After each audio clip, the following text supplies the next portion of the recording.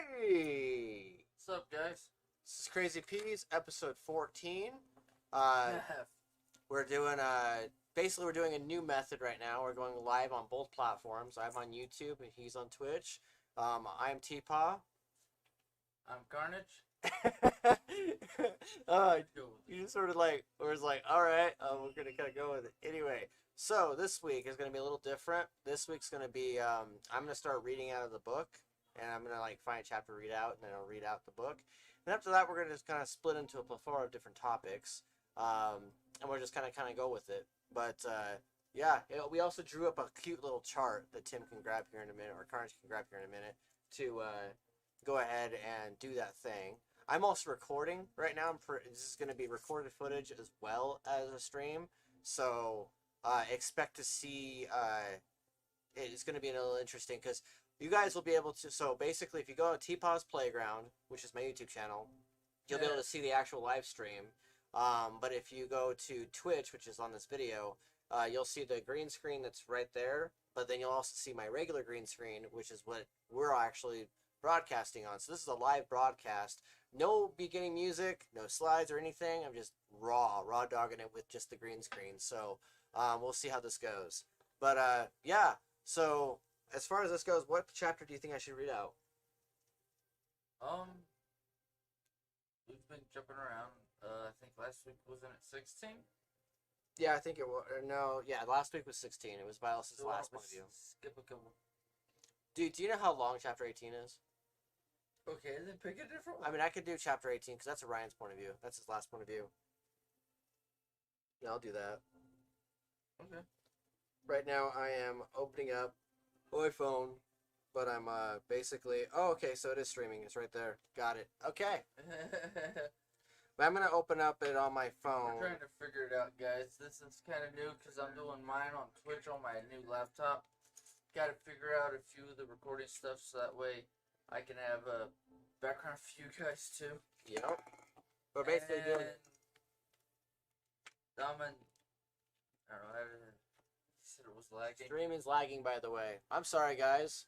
Is it lagging on Twitch or is it lagging on YouTube? Which one are you on? He's on Twitch. At least that. But I mean, we're always a couple seconds behind on the Twitch from where we are to what they're seeing, and yes, it is.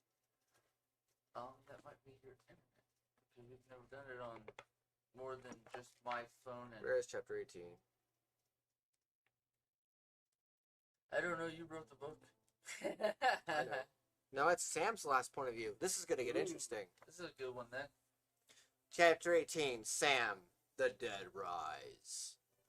Minutes later, thousands of people stood in the streets as hordes entered the city from a portal.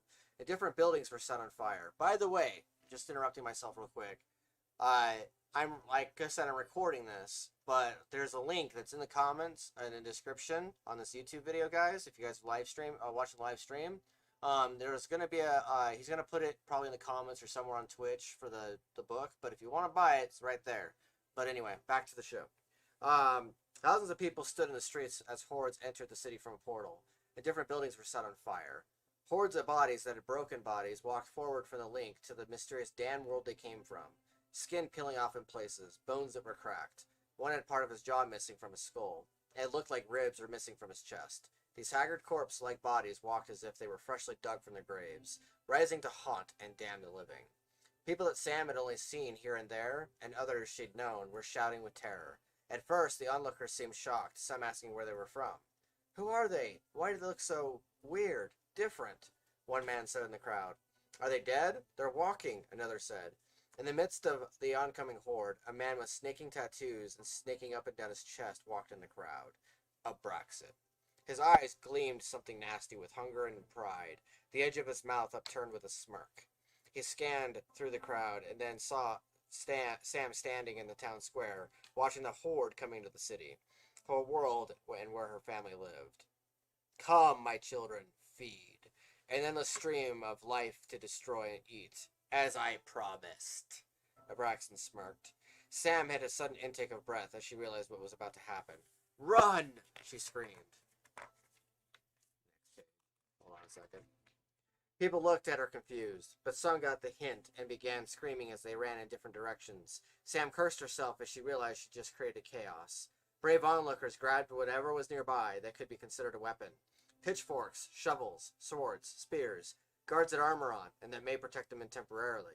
She knew better, from her previous experience with his army of the damned. It wasn't even the same army, it was just bodies he'd procured from the ground. Likely dead bodies that were buried. Peter and Orion were probably busy elsewhere, especially in another damned kingdom. She was on her own, with her own people, about to be destroyed by the dead. Screw that. She was a damned Capella. Anyone who knows how to fight, defend Skya! She screamed.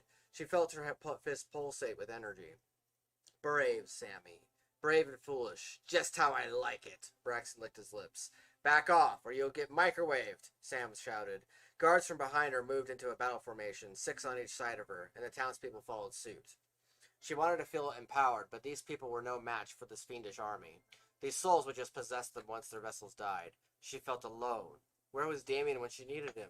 Or even Beazel? Or her friends? She felt angry, terrified, and powerless at the same time. And the hordes closed in on them, gnashing their teeth hungrily. Hundreds, and the portal hadn't even closed yet. More seeped out, and blue and dark red colored streams began flowing into the portal, as if looking for vessels. She was fucked. She felt tears well up in her eyes. She had to force it down, the emotion that threatened to make her cave in, that made her think of running. These people were damned, all of them, dead before they even realized what they were doing. What would a Wolfric do? What would my cousin Peter do? Ares? Probably pee on the problem, but that's beside the point. For once, she'd realized how much she'd taken them all for granted. Always a moody teenager, always explosive, never grateful for what she had right in front of her, never grateful for this world, this damned, desolate world. She was a Capella, and to a loose extent a Wolfric. It wasn't just blood that made you family, not just what was in your blood that made you strong or defiant. It's what you choose to do in the moment of absolute dread, of absolute madness. Time to burn them all and defend her kingdom, defend the world from this monster and his army of the damned. She squared up and took a deep breath, a calming breath, something she was horrid at doing. She'd never been in complete control. The last time she melted down, someone was burned alive, someone innocent. Flashes of that time went through her head. The man had tried to help her and Ariana fight off a rapist. One of the guards stabbed a member of the horde, the pike going through his chest with a squelching sound. The man in question, face half ripped off, and his left arm seemed chewed off, just made an ugly smile at the guard and used the pike to pull him closer, and bit right into his neck and stabbed him with the other end of the long spear right through the heart. It seemed to be the lone trigger, a signal of death. The single stroke necessary to inspire the Legion of Darkness. In rapid succession, the guards that tried to keep the battle formation began screaming as the hordes closed in and began ripping into the living. The gory scene unfolded as those with pitchforks and spears stabbed the hordes through the chest, neck, heads, and none of them fell to the ground. Instead, they closed in and began ripping and tearing into those that stood with Sam, leaving a bloodbath in her wake. She walked helplessly as bodies fell around her. I see someone in the comment section saying something. No, that was me. No? Okay, back to the show. That was just me telling him I'd be right back because the internet, your internet can't handle both computers going at the same time. Oh. So I'm just recording on my computer and I reset it back up to live stream on the phone. Okay. We're still working this out on the... Blood splashed in the air. Going, Screams and cries of pain. Desperation thickened. Fear gripped her tight in the chest. Her breath caught again. The sliver of hope she felt she gained got torn to shreds. Her brain had jammed, panic spread throughout her body, and she screamed. No! She moaned as she reflexively blasted one of the hordes. She then blasted quite a few more of the hordes, and the bodies fell or were disintegrated. The scent of smoking, decayed flesh hung in the air, stinging in her nose. Those souls floated in the air and then darted rapidly to various different bodies of the guards she'd seen killed just a moment before. Slowly the bodies rose, blood dripping from their chest, necks, or any wounded part of the flesh. Their eyes glowed blue and gold, various shimmering colors radiating from their skin as they turned to face her, wicked grins on their faces. Sammy, they all spoke in unison. Princess of Skya, daughters of demons and fae.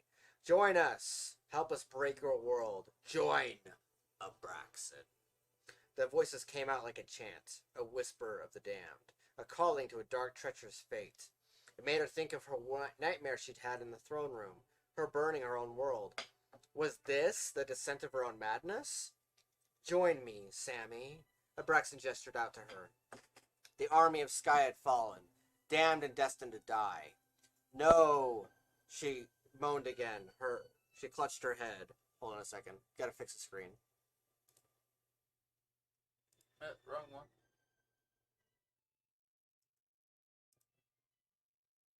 Damn it. What's going on here? Because you're still clicked on the picture. Video capture. Oh, there we are. There we go. My face was frozen. Sorry, guys. My face was frozen on the YouTube stream. Anyway. We were having that issue with the Twitch. That's why I switched to the phone. Yeah. Where was I again? Oh, yeah. The army of Sky had fallen, down and destined to die. No! She moaned again. She clutched her head, her mind racing with terror. Dread gripped her tight. She'd go mad like her grandmother. She felt helpless, doomed to madness. I'm here to help, you know. The unholy Trinity has risen. These are our children. Trinity herself wants you to join us. We all want your help. Be with me. Be with us, Abraxan offered. He held out his hand. It's either that or you fall with your own world. We'll simply recreate it to be better. Don't pretend that what you have is already better. They have slaves, bitterness in their hearts. Your grandmother is ruining it for herself. Help us make it all better. Save your world. Fire will cleanse it. No! She screamed, her eyes wide as she saw one of the buildings collapse on a small family. Bodies crushed, blood pooling on the ground.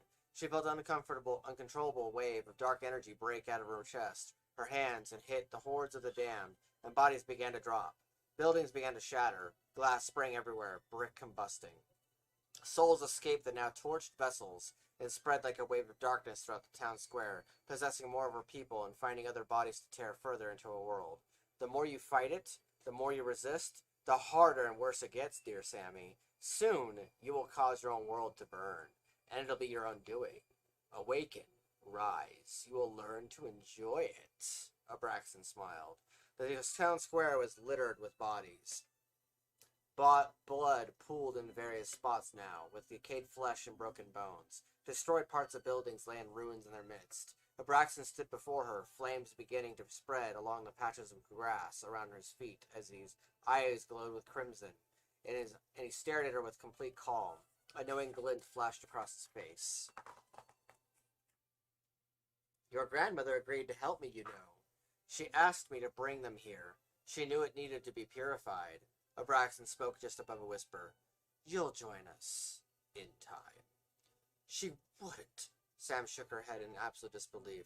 She did. Abraxan walked off to the streets with a small stream of the walking damned following in his wake. Sam didn't have the strength to try and blast him into oblivion. She fell to her knees. Hordes of the damned continued to follow Abraxan and ignored her existence. She watched her world continue to burn and stared helplessly at those who hadn't returned to life, staring at the ground or at the sky, never to rise again to live another moment. Was she destined to join her grandmother? Destined to fail and fall to madness? Her mind flashed back to the fateful moment of her life when she failed to save the man on the balcony. Her power was only meant to destroy, not heal. Why couldn't she ever save anyone but herself? She couldn't be a pure demon, pure fae, stuck in between, a forever war within herself. Weakened by her own physicality of purity, something her grandmother hated about her. She hated herself for not being pure. Something. Anything. Her father had the genetics and was on the edge of himself. She fell into a torrent of darkness inside her own mind, circling around what just happened. The terror gripping her heart as a reality literally burned. That's the first scene. First fill section. I think we got 2 viewers on YouTube. I think one of them is me or something. Unless you can't. Let's say can't count viewers. Anyway. I had 2 on Twitch. I don't know if I lost them or if they came back. So are you still live on Twitch? There. Just on your phone? Yep. I'm using that to record. Oh, okay. You're just recording to the hard drive? Yeah. Sounds good to me. Try to edit and mess with it. Give me a moment. I am going to toke for a little bit. And when I say toke, I mean e-cig. If any of you that were on the stream before, I had to end it on the computer because it was acting up. Because the internet's a little glitchy. I mean, but it's the weekend. Everybody's using the internet, so. Yeah. I'm hoping you guys are enjoying it so far. I'm hoping you guys are enjoying what you guys are seeing, because we work really hard to make sure this is a pleasant experience. If you're here, say hi on one of the chats so that way we at least know you're here. And we know who you are. Please and thank you.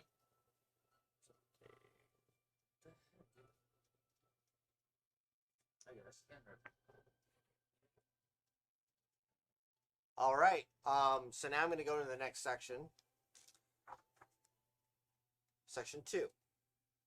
Sammy! A familiar voice shouted into her ears. She screamed, her world continuing to shift and turn.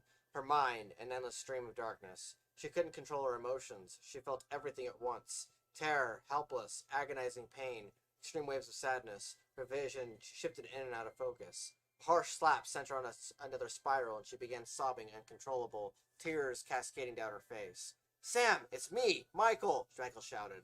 He grabbed her and pulled her close. She began sputtering her words, trying to tell him how she felt, what happened, but it didn't come out how she wanted. Michael, Abraxan, bodies, blood. So much blood, she continued to sob. I'm here, sis, right here. Brother's here. Michael tried to soothe her. She screamed again. Her breathing came out in spasms. She saw the world swim in her vision. Fire had spread all throughout the courtyard now. Some bodies had gotten burned completely. Somehow she didn't burn up with them. She had no idea how long she'd gone unconscious, unknowing. An unending spiral of darkness, pain, and shadows. She'd finally quieted down to a silent cry, several minutes later. They'd all died, all of them. She'd been forced to fight a losing battle. The portal was gone. It seemed quiet. Deceptively quiet. Distant screams rang out into the night, probably several streets away now, where Abraxan had no doubt spread his souls to gain more numbers of his horde. Michael, Abraxan was here. So many people died. He'd brought a horde with him through a portal. Sam's voice was low. She didn't want to attract any of the horde. It felt as if she spoke louder, Abraxan would hear her, even though they pretty much ignored her. Yeah, I know. At least I know he got here somehow. Michaela called the emergency meeting in the throne room. Mom and Alex are there. They were looking for you, Michael replied. He didn't seem to care about the noise level. Abraxan is working with Alex, our own grandmother, Sam growled. She betrayed us. I'm not that surprised with everything going on. It's only a matter of time before this place is overrun and burned to the ground. She is screaming at Michaela about purifying this place, Michael grunted. She's completely insane. Sam stared at him in disbelief. Not news. Let's go make sure she hasn't already tried nuking the throne room. Michael pulled her to her feet. Are you good to walk? You know what? Screw it. I'll fly us there. I'll fly on my own, Sam argued. You could barely stand. Michael shook his head and chuckled. He grabbed her, and his wings extended, and they rose into the sky. Flying over the burning buildings, some had been untouched, mostly just in the neighboring blocks. They hadn't torched all of the kingdom yet. She saw the streets were deserted, and with only certain blocks being littered with bodies. Braxton hadn't engaged in a full-on onslaught just yet. For some reason, he might have been biding at this time. I scouted a lot of the areas looking for you. I think he's gone into hiding, or at least has a bunker somewhere hidden. It took me a while to find you, Michael informed her. Dad helped me look, but then had to go find your mom when he noticed the fires and saw the horde. They disappeared fast. They finally arrived at their castle that stood on a large hill. It looked like it hadn't been touched yet, normal, or at least as normal as it could be, before all hell broke loose. The many turrets loomed above, like a multi-led creature, threatening any of the horde from attacking. Soon, Michaela would hold the royal ball she'd threatened some of the castle's occupants with, promising better times, talking of opportunistic allies and mending ways for a better future. Sam had a horrible feeling about the imminent royal ball now. Sam! You're covered in blood! Dad grabbed her from Michael and fussed over her appearance. Dad, you have no idea what just happened, Sam groaned. I have a bad feeling. What's going on? Tell me what happened, Dad replied. Sam filled him in on the horde, Braxton, the implication of Grandma Alex working with him, Braxton possibly hiding the horde somewhere. I was afraid of this. Alex was speaking of purification, but this is absolute madness. Which isn't out of the question for her, he said, running a hand through his hair. His voice felt like a soothing spell to Sam, a promise of comfort that she didn't realize she needed. She fell into his arms and began to silently cry. Sammy, he said the one word, and she just grabbed him tight. She needed her dad more than ever. To promise her would be fine, that this was just one more thing she would go through. All the normal stuff he usually told her. He didn't say anything, he just rubbed her hair. We should probably get moving, Michael whispered. Yeah, let's go find your mom, Dad nodded. They didn't find her anywhere in the openings of the castle, and figured she had already gone to the throne room. Not that Sam was pining for a family moment before everything had just happened. She just would have liked a moment of peace with her mom, dad, and brother before the oncoming storm. No such thing in her life. Those times were sparing. She'd have to accept what she was given. Together, with her dad and brother, they made her way to the throne room, where no doubt Alex was looming, hatching out a plan to burn everything they knew to the ground. Not much was said, not a word, just heavy footfalls as they walked. The friendly skeleton greeted them, his own wordless self, another burned recipient of Alex's badness. Alex stood at the head table where they had arrived. She had an adorned black cloak, and her face hung impassive above her body. No emotion whatsoever, no betrayal of rage leaked into her features, a blank slate. No hint of betrayal except her eyes, which were flicking between Michaela and her mother, who stood opposite her. Michaela wore a purple cloak, and her hair hung loose in a river of black streams. She'd probably thrown on her cloak in the night and called this emergency meeting when she heard the screams. Mom stood next to her with her red dress, and her hair was a mess. Their backs faced Sam as all three of them walked in. Sam, I take it they found you. No doubt lurk in the castle? Alex asked. Her lips pursed. Her eyes were knowing, and she'd narrowed them at Sam, a silent threat to keep her silence, what might have happened. Not even a mention of blood, even though Dad worked to clean her face of any of the carnage. A silent breath. A moment of silence followed her question. Sam had felt unsure how to respond. Her fingers felt the dirt from the ground under her fingernails, felt the wave of heat on her face. The unseeing eyes of those who died, the leering red eyes of Abraxan. At first, she hesitated. Should she keep her silence? Do what she was told? That would betray those who died, mercilessly, painfully, by Abraxan's hand. By her hand, if she kept her silence. Doing nothing had the same result as doing anything at all. Out in the courtyard, watching her own people die, watching Abraxan kill them, all of them. His horde invaded our country. Sam narrowed her eyes, daring her grandmother to reveal her treachery. That's tragic. We can't let more of them die. Did you save any of them? Alex asked her eyes glittering, her face revealing nothing but a ghost of a smirk that tugged at the corner of her mouth, barely noticeable if you weren't looking. I couldn't. These hordes, they were possessed bodies of the dead, souls who escaped from Abyssus. Abraxan brought them upon us. They all died, and I couldn't stop it. Sam's voice faltered. She felt defeated, despite her alliance of Alex's treachery, of Alex's willingness to let them all die. Sammy, poor girl. Mom turned to face Sam. Her face lacked any glamour and retained all of the exhaustion that came with being royalty. She stepped closer to Sam, and Sam sucked in her breath, the hug she craved. If what you say is true, and Abraxan is here, in our own kingdom, we need to act fast. We need to militarize our armies, safeguard our people, Michaela said. She'd still faced Alex, and both women shared a steely glance. Sam had gone toward her mother, who hadn't moved. She cast a glance at her mother, who hadn't removed her eyes off Michaela. Sam could see part of Michaela's face, which had been hardened like steel. She'd read herself for a war. The living against the dead. I couldn't agree more, Michaela. You finally speak some sense, Alex said, and that halted Sam's thought process. Her mother and her father had embraced her, to keep her on her feet as she'd nearly fallen over. Michael put his hand on her shoulder. We need to keep a sense of peace. The royal ball will make use of that. Our people need to believe there is hope, Michaela continued. Shouldn't we close our streets? Keep people inside their homes? Keep them safe? Alex asked her, an eyebrow raised. We're not looking at a sense of gridlock. Their homes aren't a prison. Till further notice, we simply need to boost our defenses, Michaela disagreed. If souls of the damned have been invaded, from my limited knowledge of them, a lot of people will die faster out in the streets, Alex countered. They'll die faster if they're in their homes. Abraxan can core to them and use their bodies as vessels, Sam spoke up.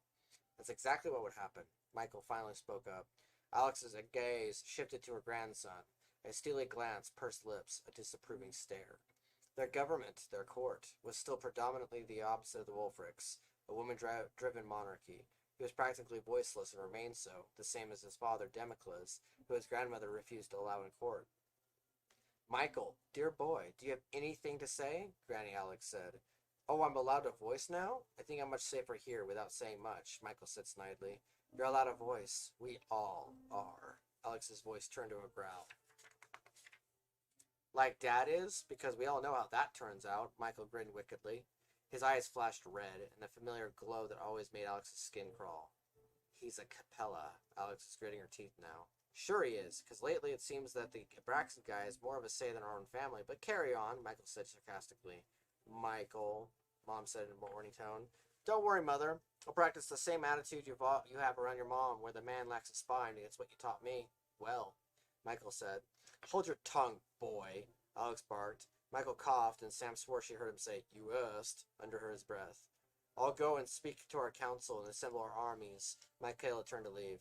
Leaving so soon? Alex asked. Yes, you and Angelica continue the strategies and update me, Michaela replied. She opened the window to the outside yard. Her wings unfolded and she took off. Well, well, well. The High Priestess takes the stage right, just in time. Braxton's smooth voice carried from the doorway. You dare show your face here? Dad growled. Well, carry on, dear Michael. Braxton smirked at Michael. He ignored Dad's outburst. What's up? Nothing. Never mind. Keep going. Oh.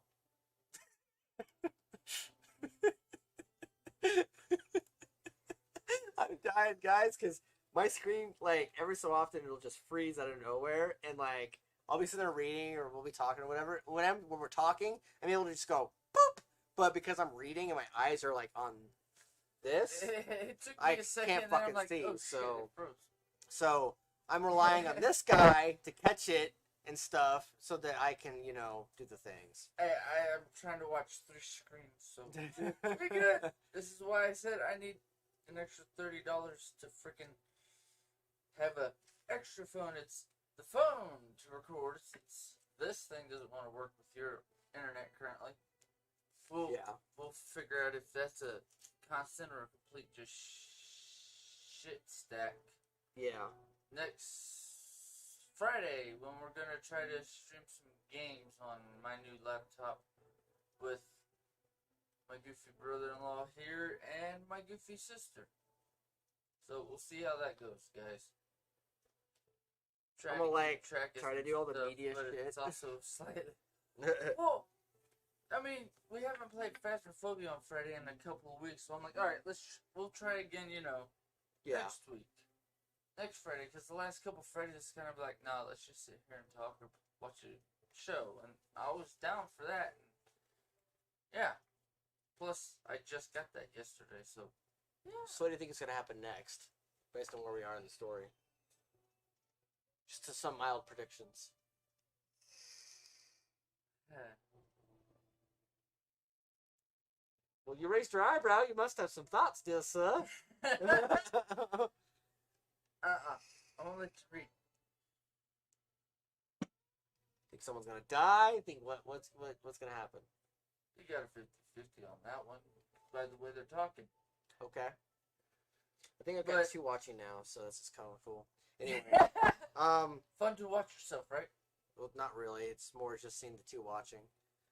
Carry on, dear Michael. Braxton smirked at Michael. He ignored Dad's outburst. Ha, well, since I'm allowed a couple of seconds, I'll just remind you, dear Granny, that killing off hundreds of people won't help you in Fort. It will scare people, but just to be on the safe page here, sure. This whole with me or against me mentality may serve you well in some places. It won't with Crash, who I know is your true enemy. But since I'm a Capella and we want to preach about family, I'm also Peter's cousin, and that means Sam is too. I stand with Sammy, and if that means standing against you, so be it. At least Peter's uncle does take care of his own, instead of listening to some manipulative dickbag. At Braxton, Michael smirked at Braxton. Thanks for your enlightening bit of information, dear boy, Braxton said. It also enlightened me to what I should do next. A lot of times when the young refuse to listen to their elders, they put them in timeout. Braxton? Alex said. You still betray your family, regardless of whether you side with a demon, and maybe in this way, you'll learn where allegiance lies. Sometime in the cosmic realm may help you learn what I've been trying to tell you all this time.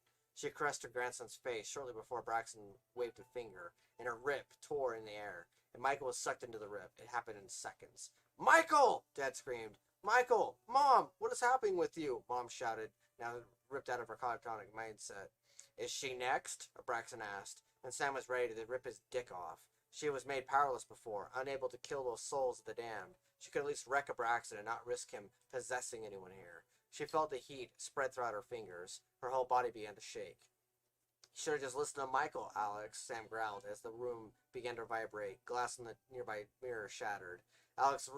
Braxton loomed over Sam, and she let out a scream. Step back! Sam bellowed. She was levitating in the air. Step away from my daughter, Dad growled. Both demons squared up at each other. Dad's human-like facade began to fall away in layers. His face darkened. Horns began to protrude out of his face from the forehead. His hands got bigger. His eyes glowed, a blinding bright red. His teeth sharpened and elongated. I'm about to destroy you, gatekeeper. Don't ever threaten my family, Dad growled. This will be fun, Braxton giggled. He threw a swipe at Dad's chest, which bounced off harmlessly.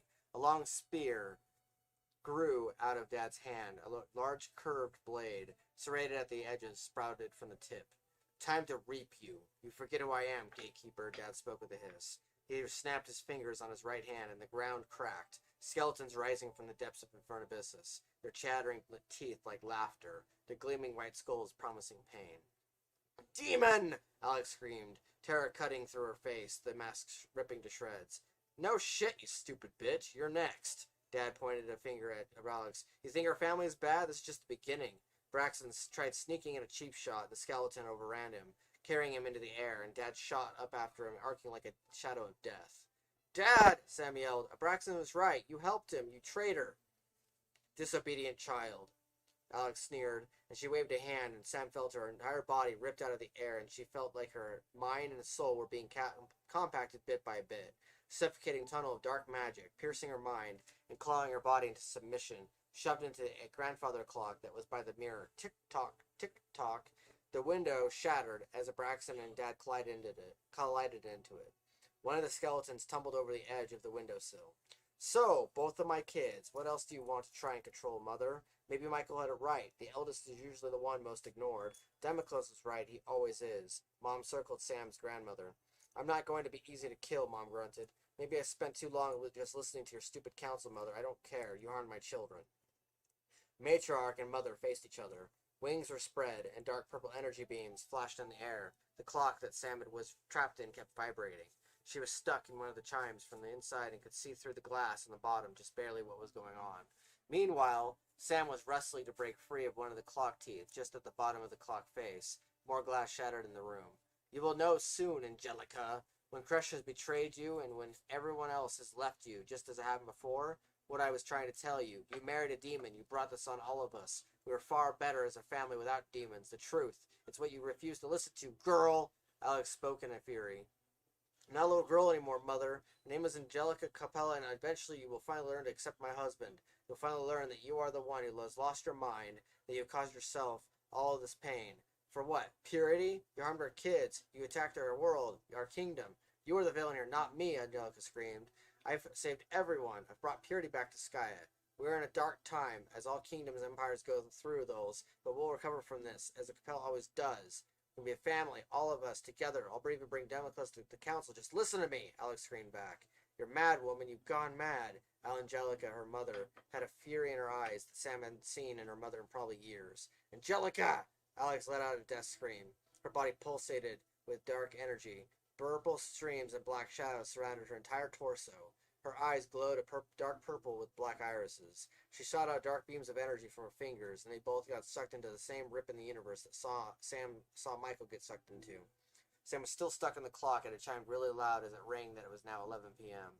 She felt broken, her brother gone. Wherever he was, some cosmic realm? She just saw her mother and now the High Queen get sucked into a rip in the universe. Did they go where Michael got sent to? Or did they go somewhere else? How many places in the universe do you end up at? And is it random? Did they both get sucked into at the same time? Braxton never closed the rift. Not completely. Not now she knew.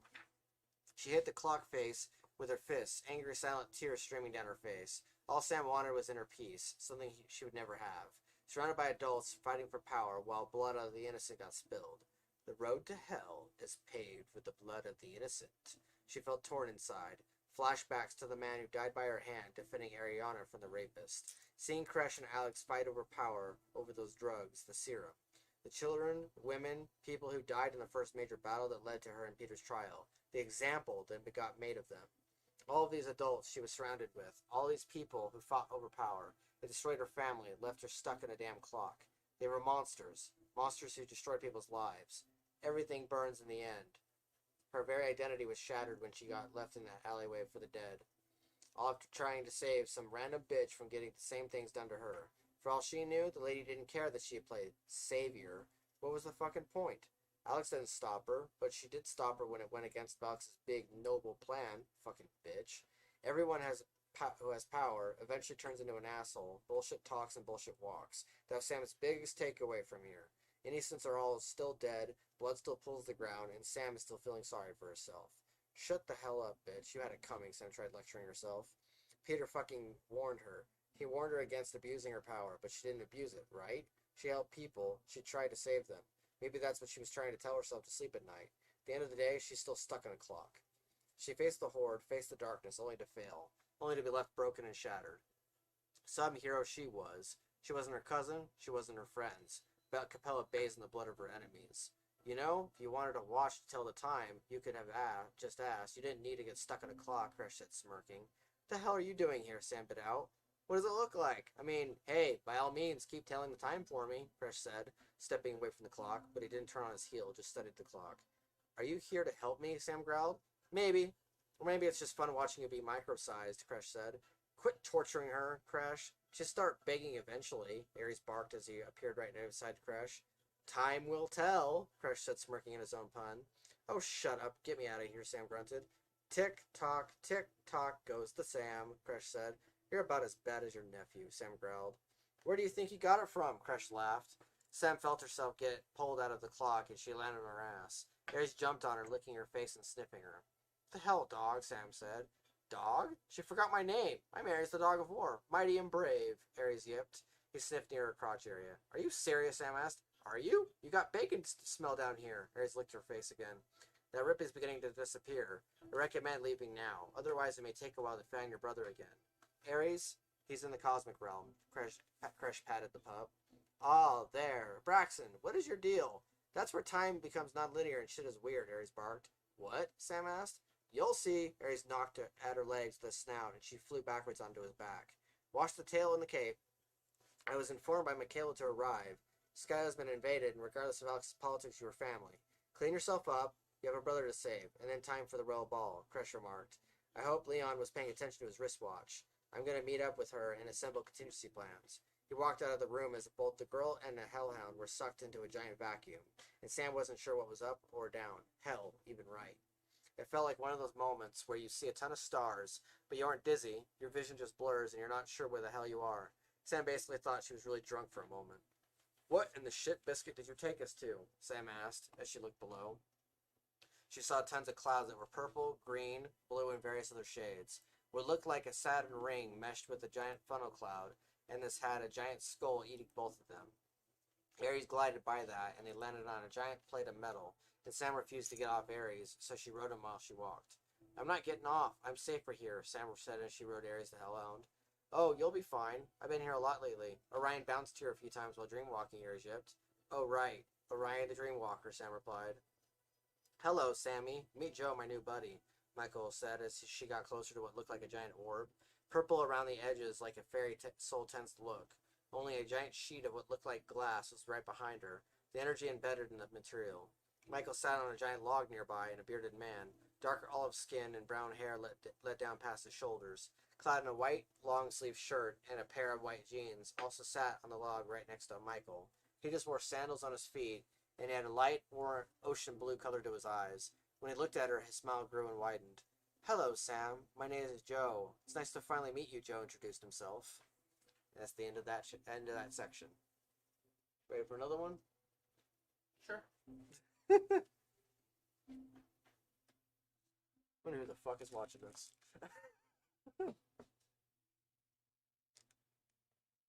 I don't know. My phone's occupied because my immediate thought is that we're watching ourselves because I got the YouTube open on my one phone and then whatever. Well, mine said we had two on mine. Mr. If anyone is watching right now, let me know in the Donna comments so I can say hi to you. But yeah, if you're watching us, just say hi in the comments so we know you're there. Because I don't know if you came back after I had to end it on the laptop and restart it on my phone. I know it's low quality, but it's what I can do for now. I'm still learning. Yes, for 14 weeks, but I've just recently gotten the equipment to attempt to do this. And here in another 2 to 3 weeks, Yeah, he was I pretty will about it. be getting. He's been talking about doing something like this for like weeks now, so it's pretty intense and pretty insane, pretty exciting all at the same time. Well, no, I mean, because when I stand up, about here is where it cuts me off on this one. Yeah. So we need to get this up to here. And my thought was, because I went to Lowe's. We primarily only got that one, this green screen right here, because of the Well, fact no. that it was for Amber Streams initially. Oh no, I understand that. But I'm saying for me and you, for us doing it, it's that wacky green screen on here because it's so small on Yeah. my laptop. I also think that was part of the issue.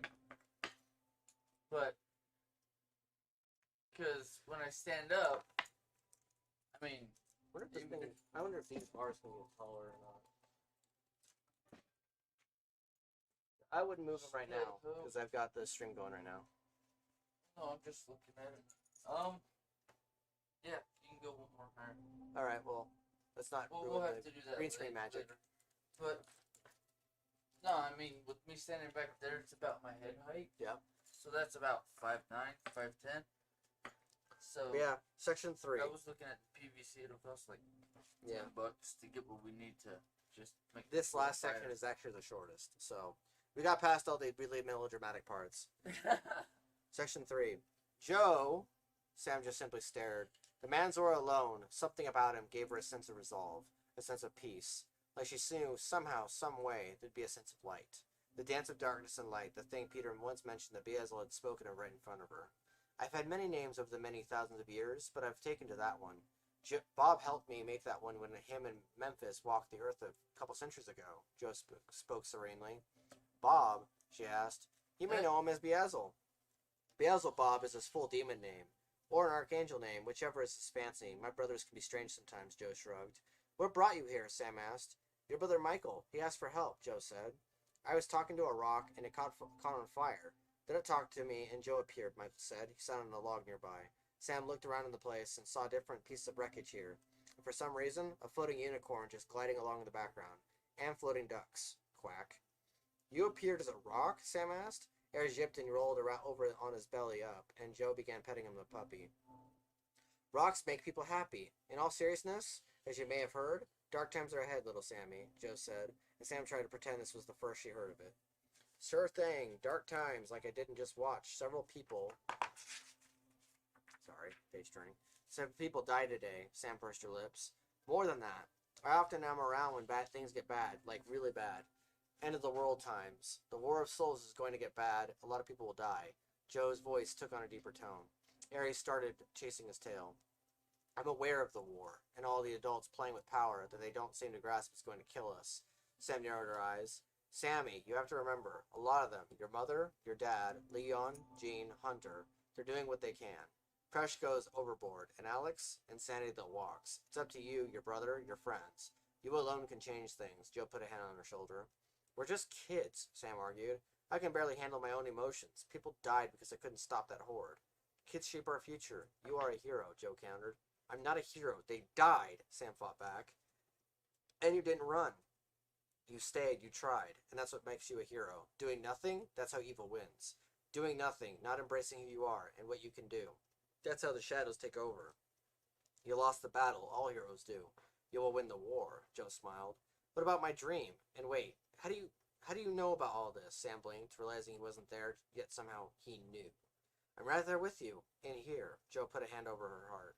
My beautiful, sweet girl. Oh, I walk with you, even if you don't see me. But how? Sam sputtered. I'm Joe, that's what I do, Joe grinned. I'm a light, a beacon, and I often help people as part of their conscience. Technically, I'm a demigod, but like some angels, who do what they're meant to. Like Dante, I'm a guide on your journey. He's Joe, Sammy, take it from me, Ares barked, and he peed on the log because of course he did. Why now? Why after everything do you show up now? Why not before? Sam felt silent, angry tears roll down her face. She couldn't control it. She couldn't stem the raw anguish that threatened to burst from her throat. Aren't you listening, Sammy? I'm always here. In here. Joe pointed at his heart, and then at hers, at Michael's chest. That doesn't make any sense, Sam countered. About as much as the unicorn you saw floating in the background, the fact that your friend Orion can walk a dream walk, or that you get super flustered and generate angry heat blasts, Joe smirked. It is what it is, dear girl. That being said, you guys will need to go soon. Your friends will need you. The unholy Trinity has risen again, and the world will likely get really hot really fast. It needs you all right now. Joe put a hand on Sam and then gestured to Michael, who stepped closer. I'm proud of you kids. You guys don't quite know me well, but we're all family in the end. That's what matters. That's worth fighting for. Sammy, your nightmares are just dreams filled with fear. Remember who you are, Michael. Remember that justice will come forth and you will get what you need.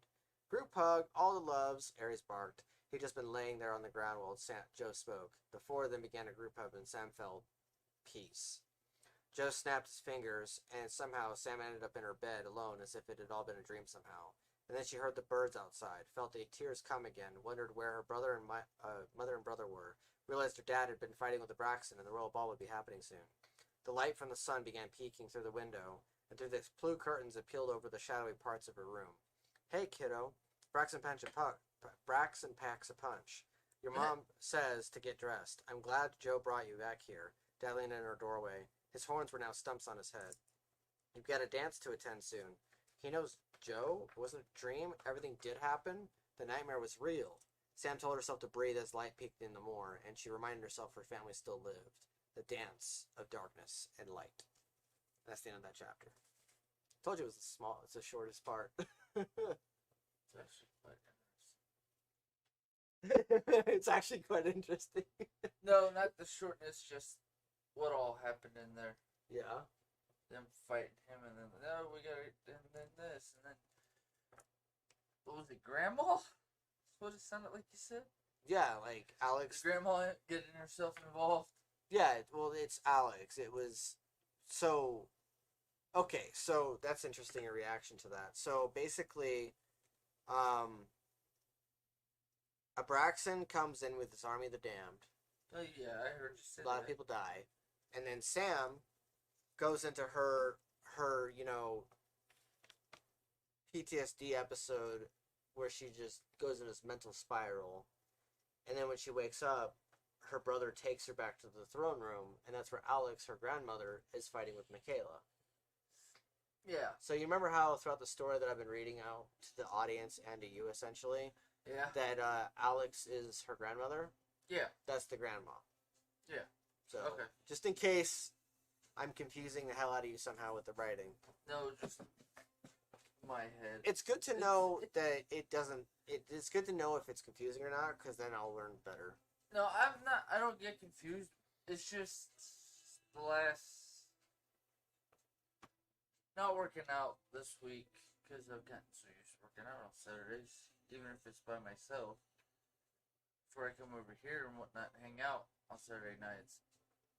Because little brother's not in town, and can't drag you along, because you ain't got enough money on your income to pay for the gym membership. It's just, We do technically, it's just I haven't pulled the trigger on that because I also just bought a car. Oh no, I trying to make sure that everything get that. is You gotta cover your out. bases. Remember, usually every time tax season comes around, I usually do this. And then I go, oh shit, I got no money left. So I'm trying to make sure that like everything's covered and I don't fuck myself over. Well, what this has taught me with the laptop is I gotta watch a whole bunch more videos on how to doing backgrounds and whatnot. Oh yeah. Figure it all out. Yeah, no, before you didn't fucking give a flying fuck about, technicalities or this or that. And I still don't care about the technicalities. It's that I can actually put a background in. So it's like, fuck. Do you know how many times I've talked to you about this, like on our drives or whatever, and to be like, hey, we gotta do this, and I'd be telling you about what I want to do and everything, and for me, it's like, I would be telling you all these things, especially the information's coming out of my mouth, and the whole time you're hearing, That's not exactly how I hear it. name tags, and I'm just like going, and the entire time you're sitting there going, okay, and I'm like thinking to myself, I'm like, he doesn't understand the fuck what I'm saying. Does he I understand what you want to put into the video. Me personally, it's like, I don't want all that. I just want one simple thing to do, and that was it. What's funny is it didn't even become real for you necessarily until you watch the video and you're like, oh shit, now I know what he's talking about. Well, yeah, when you send me the little clip, this is what I'm talking about doing. I'm like, okay, that looks nice. But that's like, oh, that looks nice. And I'm like, yeah, I know. I was talking about this. I worked my ass off on it. Yeah. But see, for me, it's the simplistic stuff. It's like, Okay, for me, I don't care about the whole name tags. I mean, that'd be like me basically getting a green screen of my own, me sitting over there, you sitting here, and we acting like we're in two different spots. Just like have a common background, but on the background of our own personal camera is our little whatever picture we pick for the week. That would be interesting because that's kind of that's why I like what I was saying with Barnacles, because and the guys he streams with, David. I can't remember his name. The guy who plays. Aren't you doing this directly from OBS like I am? That is. You could technically throw in a green screen on there. You don't know how to do that? I tried to figure it out. It did not do it. So that's why I said, hey, Amber, come here real quick. You should have asked me. I was right here. I didn't even realize that's what you were struggling with. Yeah, because I don't want to mess up the recording, but I got a picture in the background, and I'm like, you know what, screw it. Because...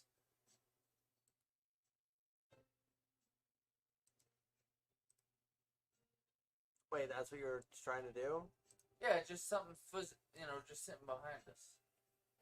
Oh my god, it's right there. Yes, it is. It's right there. It's right fucking there. Oh my god. Yeah, that's where I was having this issue. I'm like, alright, come on, dude. I know you can do it. And it wouldn't do it, so I'm like, you know what? I'll just figure it out later.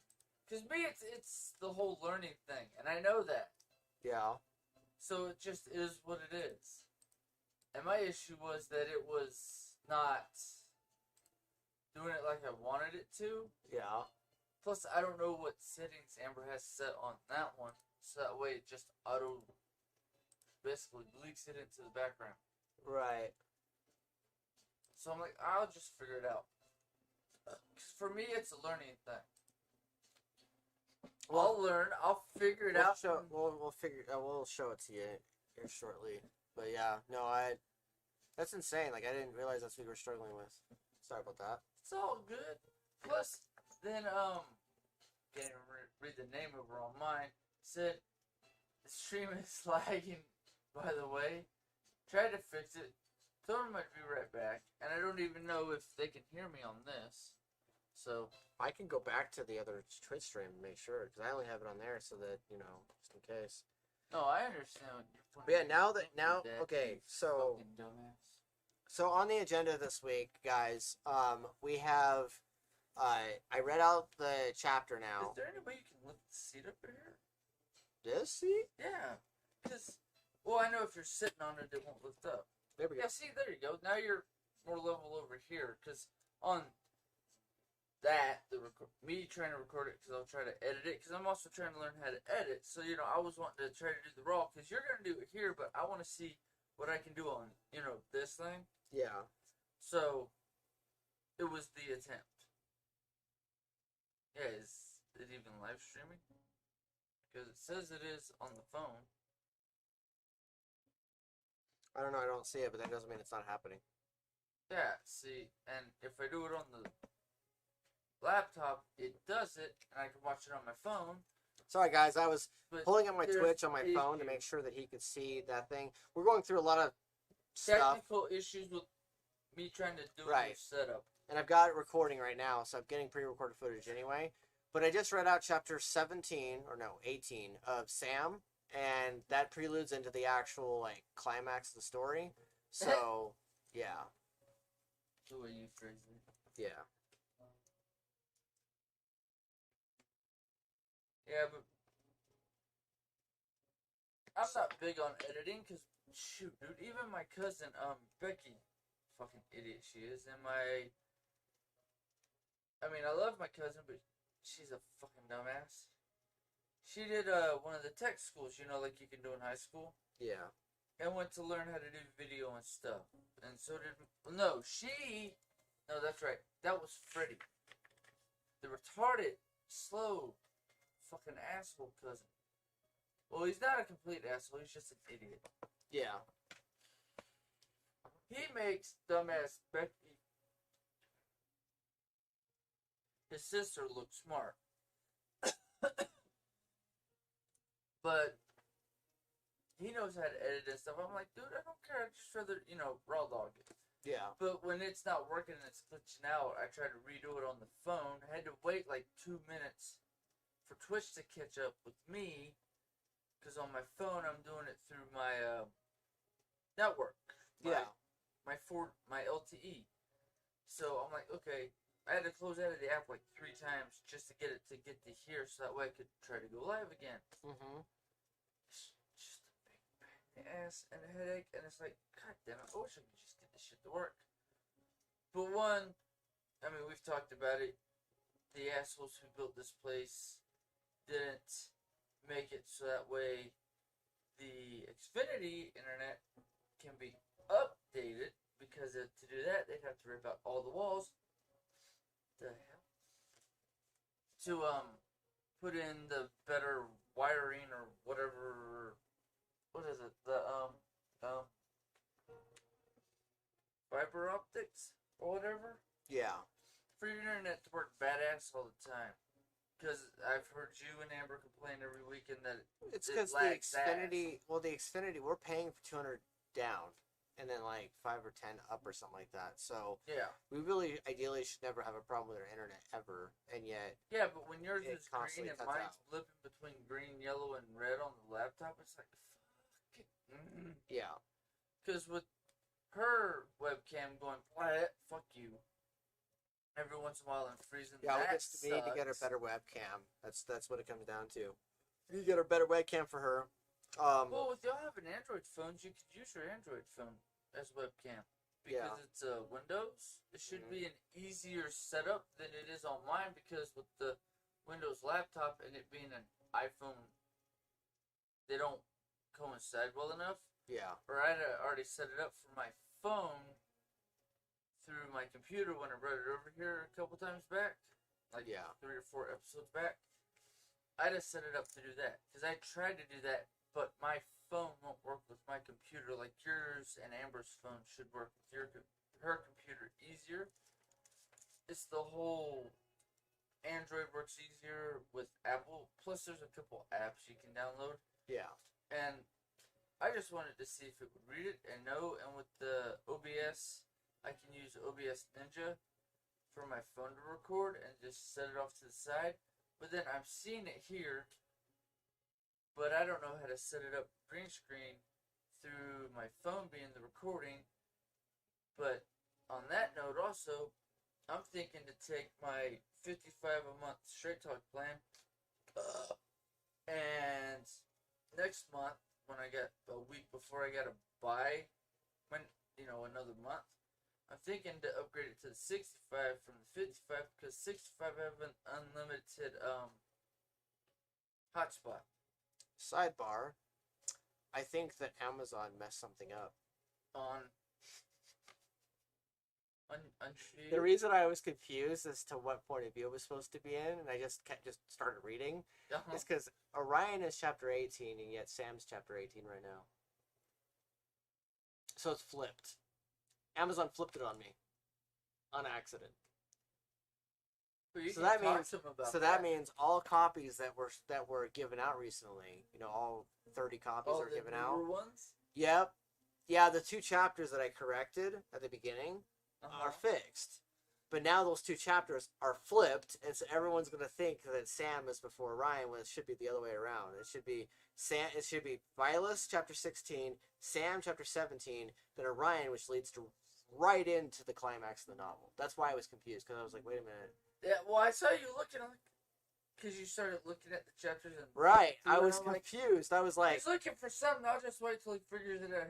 I'm like, I'll just read out the chapter, but I'm pretty damn sure that it's out of order. But we're read chapter 17 instead of 18, technically. Yeah. Because you're like, 18's huge. Wait. Yeah, the last episode was chapter 16. Small chapter. So... Well, 18. So which means also the one I got at home. Yeah. Is different than this one. Technically. Yes. Because the chapters are. Because it got fucked. Yes. Well. And my brain's going. As you be. My brain's going. It's your book. Right. You're like, you asshole! Do you know what you did? Wait, we did something. Right. I'm just gonna have to go into the thing and then fix the thing. Yeah. Oh well. That's one of the fun things about the first 200 copies of the story, or the first 100 copies, is people are going to be like, why is the thing so weirdly printed? No, it's going to be people like me who bought the first, and then when I buy the second one for Connor come his birthday, it's going to be slightly different. Yeah. But anyway, now that we've gone ahead and read out the chapters, what's next? We're talking about Lois and Superman, and then we're talking about... I'm going to talk about Snyder Cut. Well, you wanted me to do the diagram, so I was going to... Yeah, I'm going to do Snyder Cut talk here in a bit, but I'll go ahead and grab the diagram. We're gonna do a bit of a weird order of the show, guys. Because usually I read out the book last, but he wanted me to do it first, so we did that. Well, yeah. So the first hour was just story time. Because I gotta see. Shit, how am I gonna... Yeah, this is interesting from your point of view. And yours. It's like... Yeah, so I'm gonna like go up to the side a little bit so you guys can see it. But go ahead. But we were talking about last week. Educate us on the dimensions and basically how I was talking about. You got animals, and then I wanted him to make a chart, and I wanted him to kind of illustrate like a visual chart as to what his of what I was talking about last week. Stuff that goes on in his head and his beliefs and stuff like that. So go ahead and educate us on the board. It's not beliefs. It's just okay. From what from what I've learned, and from the way I see the universe, we are gods to two-dimensional creatures, beings, and up from that would be insects, because they're the smallest thing here on our existence in third dimension on this planet. Next one up would be herbivores, and then up from that would be carnivores, because they're going to eat them, and then up from that's the omnivores, because they can eat the other carnivores or the herbivores. Okay. Because bears usually don't get attacked by anything that's considered a usual attack animal. And because us humans are like, no, I'm more badass. We decided to make weapons, so we're on top. Unless we get stupid, then we get killed. That's only if you're stupid. And then above that, I had I put it in, and your sister put it in for me. Why the fuck she drew the chupacabra I'm going to kick her ass for? Talk about my wife? Yeah, cryptos. Basically, you got your werewolf, dogman, Bigfoot, Wendigo, Skinwalker, which Wendigo and Skinwalker are basically the same fucking thing. They order animal skins and try to kill you so they can pretend to be you to kill your family and absorb your energy, basically your soul. And if anybody's watched Supernatural, that's like a nuke. Yeah. Which is funny because if we're a nuke, how big is the soul of an angel? That would be like a nuke from an A-bomb to, what is it, H-bomb? Yeah, something like that. Isn't that the next one up from A-bomb? Is H-bomb? Wait, what? Talking about nukes. A-bomb, atom-bomb. Next one up, isn't that H? Consults Google. I don't know exactly. But see, that's where my thing goes, because they tell us we supposedly live in a three-dimensional world. Technically, I think it's four-dimensional, but we'll go with their viewpoint of how the universe works. So next up, above us, in the fourth dimension, is where the angels, because we don't physically see them unless they decide to show themselves, and if they do, 90% of the time, half the people forget, the other half the people don't want to talk about it because they think they're going to be thrown in the crazy house. But that's when talking to fourth dimensional creatures. That's why they can do the things they do in our dimension without it being hard. And if we're in the fourth dimension, then they're fifth dimensional. So stack that on however you want. But in that, you have regular angels. Then you have the archangels. We all know their names. And then from the stories and from what it says in certain scriptures and whatnot, and in scriptures that are no longer part of the scripture books, like they show in Christianity and Muslim and a lot of, more Christianity than anything, because when Romans decided to become Catholics and take over Christianity, they took out a whole bunch of books because they didn't like what they said. But anywho, did you get any of that? Yeah.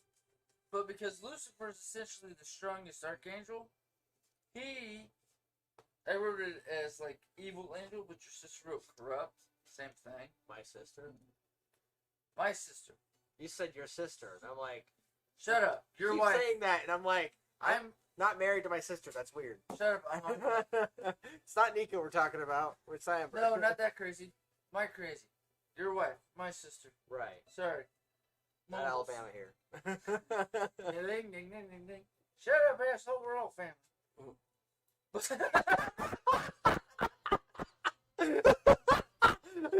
I knew that would get me. Damn it. Well, there's been enough of it. You're also like... Not full. Yeah, you with that extremely southern accent. And I'm just like, oh my god. Dude, that's not even a hard southern. That's like light southern. I know. Keep going. But anywho, because he was one of the stronger ones, I put him a hair above, and then the only thing I see above him, because they don't really talk about it, but it's kind of understood, as soon as God decided to tell the Jews, and they started telling everybody else when Christians took over and decided to take only half of the Jewish religion, basically, all the old school gods, which was the gods who were running the world 90% of everywhere else before Christianity took over, and the Romans like, we're going to join them because they're getting big. Fuck that, we're not going to get ran over. The old gods went from basically the equivalent of the Christian God down to just a hair above what I consider Lucifer's level, which is above all the other angels and archangels. Okay. Only one above Lucifer through scripture and research, and if you look for enough Bible mythology. I'm a douche. Yeah, I ever wrote that. I am bad abs cuz. I am badass. Oh, I'm badass cuz. Okay. Yeah, she wrote that's sure her wife, my goofy ass sister. But yeah. Okay, keep going. But anywho, it's my commentary. But Jesus is above Lucifer, but not by much. The only thing that's close to them is the old school gods. Because if with the way that the old school gods are now also getting more recognition and being celebrated and worshipped like they used to, they're almost equal to him, if not going to be overpowering him here shortly. Because Lucifer's like, yes, these guys become more powerful, which means I have more room to grow, which means I can also weasel in and get into everybody's bullshit. And then from Jesus and the angels and the old school gods, you go to the fifth dimension where you have God. And this is kind of what we talked about with the whole end of the world sort of prophecies and revelations. Okay. How they mentioned somebody else is supposed to come and help Satan, Lucifer, fight God and Jesus. Yeah. But from what I understand from dynamics and research and old scriptures and whatnot, basically our God is equivalent of what Jesus was for his Father's world making. Everything repeats. So he is the Jesus for his dad, which means he's Lucifer for they have the same dad, just like Jesus and Lucifer have the same dad. Beelzebub, I like that you use that name, but also it begins with a D. One of the other names it's supposed to be the same thing as Satan, but it's not, because it's part of some of the older god stuff. Okay. And it says in a couple scriptures that are like old as shit. They're Egyptian scriptures that Joseph Smith translated. I think it's the Pearls of Great Price or whatever. Pearls of Great Price? Pearls of something. It's the other scripture. I can't remember half the fucking goddamn scriptures. Okay. But anywho, the thing is that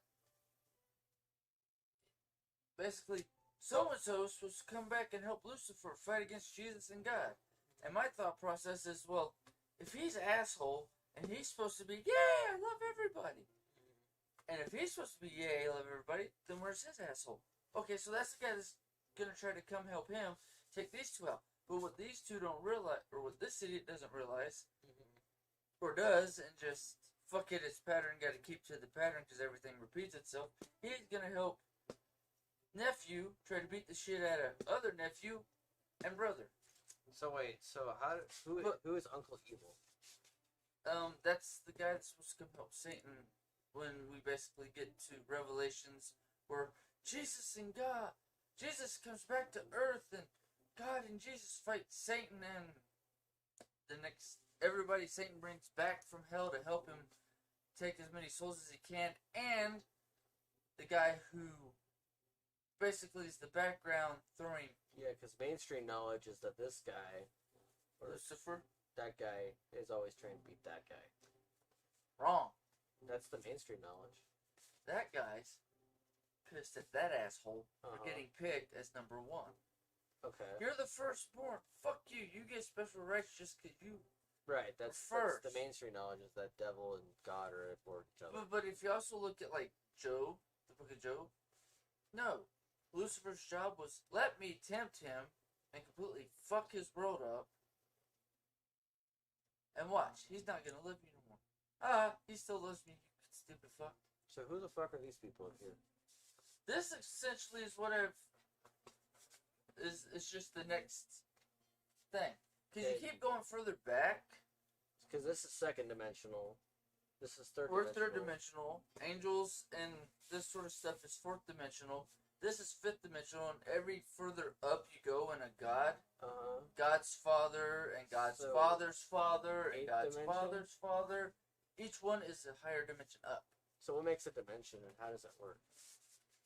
Well, the way I see it from... The generational thing, or is it like a dimension? No. It kind of goes to the fact of, once you die, you become energy. Okay. And you either gain more energy, knowledge, or figure out how to, basically do what God does, run your own universe. Okay. But you can't work on his same dimension, where he's doing everything on the third dimension. So you have to make your own dimension. Basically, from where we are now, because we're already three-dimensional, supposedly. I say 4, but everybody, science says 3. Fuck them. Sorry, this is just me being an ass about shit we learn in science class, which I think is half bullshit, because they don't know what the fuck they're talking about, because they're still trying to figure it out. But the thing is, that makes us gods. Okay. Just by default. Because it's also been told and said we're all going to be resurrected. First one to be resurrected from our group was Jesus. That's why he's the Messiah, the God's favorite thing. That part of that analogy. But the funny part about that is if we're three-dimensional, then that means everything we draw or write down on paper, like your words, the two-dimensional universes we make, that's where we're becoming gods. We're creating our own dimensions. And two dimensions, I could even say, are the imitation dimensions we make. Video games, VR, because it's not actual reality, it's not three-dimensional, it's pretend three-dimensional. So even that's limited. Okay. But if that's limited, and that's supposed to be three-dimensional, then that makes us fourth dimension, so we're already at the point of we're becoming gods on our own. We're figuring out how to create our own worlds. Yeah. We're like 1-2 steps away from essentially being a god. Some of us has already figured out how to do it. Some of us don't want to leave. Some of us do. And yeah. You got that whole human unbalance with the whole mental health thing going on. It's not even a mental health thing, because anything that has to do with the mental health is actually a chemical, which is also an energy imbalance. Because the more your energy is... We got people talking. Apparently, and I didn't even see it. Howdy, people. Hi. But anywho, I lost my train. I lost where I was. But, I mean, for every dimension that goes down, eventually you figure out, or while you're being created in, like, because we originally, from my point of view, started out as second dimensional. Because God created intelligence and separated it, or let it become its own people, souls, is what we're told. And because of we have souls, and then he decided to make a three-dimensional vessel for Adam. Now, depending on what your viewpoints are, Adam had a wife, Eve. Yeah, but Adam also had, depending on how you look at it. Don't freeze, asshole. Sorry, the camera went super orange. I hate that shit. Not a fucking orange. Goddamn banana. Look at my pants, bitch. Shut up. I'm horrible and you know it. I was talking to them, not you. And them, but the girls who were screaming at us to stay on and basically strip haven't come back tonight.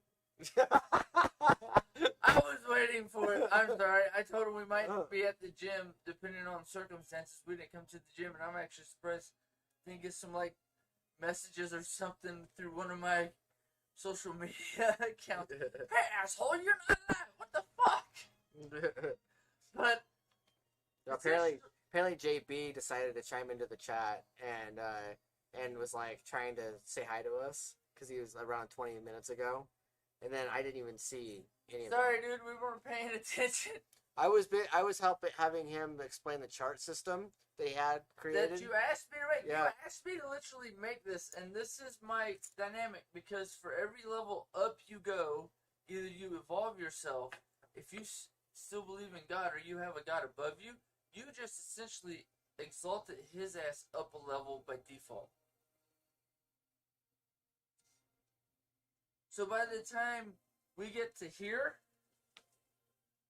by the time we're 6-dimensional creatures, or have evolved that far, that we can just become 6-dimensional creatures. Yeah. Let me pull this back up for the people. When we become 6-dimensional... Sorry, I got two camera angles. That one? It's and right that there. one. It's right there. That one. Yeah. When we become essentially a great-grandfather in the God pyramid I've made, by the time we're here, we'll have already had, or what is it? Yeah, that's grandfather. Well, our sons will be following the same shit our God is currently following, which is to make a Messiah to try to help the one world that we have that's complete shit. And then it'll repeat, because they'll start drawing their own characters in 2D. There for my freaking phone. I happen to like my 2-dimension, if that's what you call it. I happen to like it a lot. Yes, that is your universe you're creating, and when you actually get to the 4th or 5th dimension, depending on how you look at shit, they will be real. They will be like you and me. You will be stuck having to watch them and make sure they don't completely destroy everything, including themselves. Have fun, asshole! Because also in the scriptures it says we are the worst world that God has ever made. Basically, we're the assholes of everything for our God. We're the souls he made that we're like, hey! Love you, you fucking douchebag. These are all the interesting thoughts that appear and circulate in Tim's head. Or Karnage's head. I go by many names. Karnage667 on Twitch. On Twitch and YouTube. And YouTube. Yep. His channel is in the description. And that's on my TikTok too. I just had to switch them all to that. I like slapped a bunch of stuff on the description before I even started the video, so I was half smart. I even got my Twitter, but I rarely do. Yeah, here in a minute I will be talking about Lois and Superman, or Lois and Superman and Lois. Superman and Lois. And then I'm gonna do some Snyder talk. I know that he hasn't seen Snyder Cut, but I'll still talk about it a little bit here and there. No, you were playing whose podcast? What I podcast? can't remember his name. Oh, you mean Fat Man Beyond? Yes, thank you. With Kevin Smith and Mark Bernard. Kevin Smith's podcast. Yeah. But you were playing that, and they were talking about it. I'm like, okay, I gotta watch that. Yeah, no, I We have might do that next Friday. Yeah, it's like Saturdays are usually, if they're on Saturday, they usually have it on either Saturday or Sunday. They kind of alternate. It's whatever day they're not busy, too busy to do it. But they sit there and they talk We just movie pick Saturday news. because it works. Today's episode was primarily just about Snyder Cut, because that's what just got released recently. Which, by the way, I am not a big Snyder fan, and I don't mean that in like the sense of like anything like negative or harsh or anything. He's a great, fantastic filmmaker. Like, he's really great at like making, beautiful images on the screen, and like you could freeze frame different moments out of his movies and then turn it into a poster. the part where I think that he isn't so great on is character motivation and small stuff like that that really help make a movie amazing and great and just elevated. And with his previous movies like Man of Steel, Man of Steel is a divisive movie in the sense that instead of him focusing on Boy Scout, type mentality, which is what Clark usually is, he instead focused on him as an alien because that's he's Kryptonian, comes from another planet, and so they focused on that and the idea of like how that happens in a modern America setting. Because before Superman was always alien from another planet, comes to Smallville, Earth, and then goes out to Metropolis when he's grown up and older and becomes Superman. But they don't really focus on the implications and the citizenship status, whether he's an immigrant or not. They don't focus on all this big stuff, the big brain stuff that we have to deal with on a daily basis. They often have always just focused on him as just Clark Kent, aka Superman, blah blah blah, that sort of thing. Man of Steel focused on him as Kal-El, and he happened to just go by Clark Kent as a human. His default name. He was basically playing as a human, and so all these different things that happened to him in Man of Steel are as him as an alien, and so they had to focus on the fact of like he comes to Kansas it's essentially Kansas, but like comes to Smallville, and suddenly he's not born from here, but yet they have to find a way to adopt him, and all this little paperwork goes behind it. So they had to a lot of Man of Steel was covering what it's like as an alien. And so fast forward many years past Batman v Superman, Dawn of Justice with Superman and Batman coming, at each other and stuff like that, and Lex Luthor orchestrating a fight between them and everything. Past Suicide Squad, which I barely even want to mention or acknowledge, and past Birds of Prey and all these other movies. Now we've got to Justice League. Now, original Justice League, which a lot of people call Justice League, was originally meant to be a movie that Zack Snyder directed, but then he had a family tragedy in which his daughter died, and so they had to step away from filming, and so the studio was like, let's bring in someone that knows how to make these type of movies. So they grabbed the Avengers guy. They grabbed Joss. And now, in a typical Joss Whedon type of box, it works well when he's got banter, when he's got snappy dialogue, when he's got one-liners. There's got to be some sort of sparkle. Now, he's done Buffy, and he's done several different shows that do have that grit, that grittiness to it, that like, because he's done Buffy with vampires and stuff. But there's always been kind of like a glamour to it, and been kind of like a snarkiness to it, and he likes to make things personal and stuff like that. So Justice League, the movie, I liked it at the time when I watched it. But the thing that didn't settle with me well when I left the theater was I was like, didn't I just watch another Avengers movie? Like, that's what it felt like. Because you have Big Bad and you have Minions, and then you have Justice League, which is the supergroup. And in the movie, there's several one-liners being exchanged. We're trying to orchestrate the team coming together.